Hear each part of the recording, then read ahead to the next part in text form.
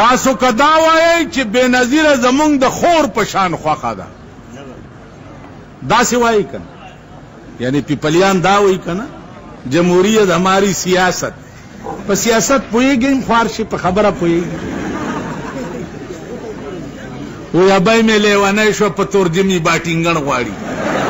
لیډر النګه شوی ده خو چې چېرته ګوري لیډرګۍ یې راوړی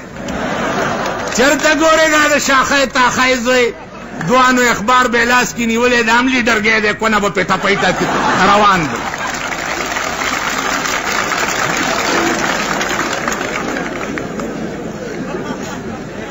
پلانے ہمارا مذہب ہے سیاست ہمارا پلانے ہے اور ڈنگرے ہے اور یہ ہے مسلمان کا مذہب اور سیاست ایک چیز ہے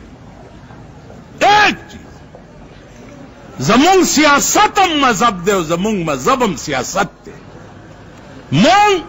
تو بے نظیر زما خور دا ٹھیک دا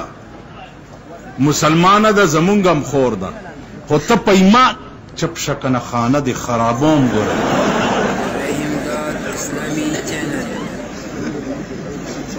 ټیک ده زمونږ هم خور ده خو ته په ایمان یې ووایه چې ستا سکه خوري او سرې شونډې او نری غاړه او دا ټوله دنیا ورته ګوري دا خور به ته کور کې پرېږدي وای ستاسو پوزې غوسه شه په شرمونو وشرمېږي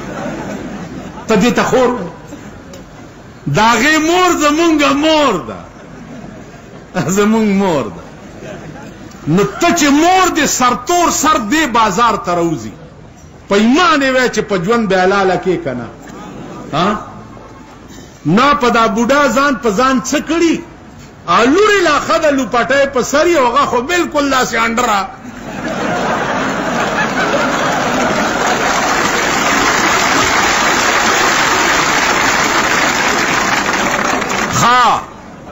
زا خو پنجابیان دی سندیان دی ورکه کوي دا د پښتنو مور چې دا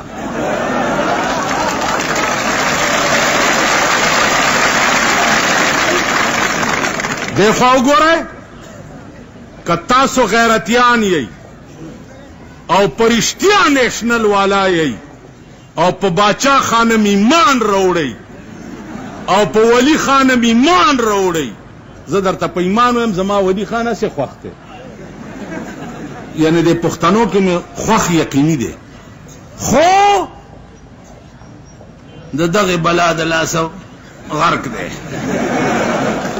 ما ته وګورئ که تاسو رښتیا پښتانه ځان ته وایئ او لنګ هم نه یوالی او پرتوګ هم اغوستی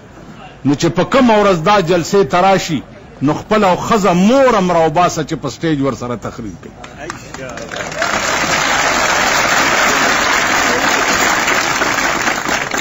ٹھیک ده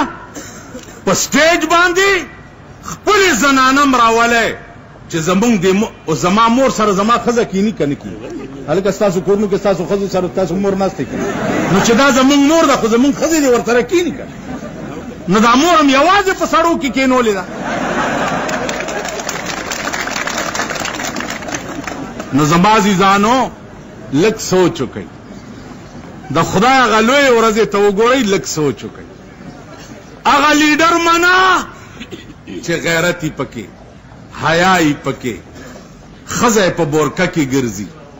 هغه ملا منا چې حیا یې پکې غیرت یې پکې ایمان یې پکې شرافت یې پکې خدای ته ګورئ مولانا شیر علی شاه یا مولانا مجاهد دا ځان له باچیان دي ځان په خدای قسم چې زه د خپل د بجلیګر ملا دکان کې یو زړه کرسی ده تاسو به لیدلي پې ناست یم والله العظیم چې هغه کرسی د غلام اسحاق په کرسی ورنه کړم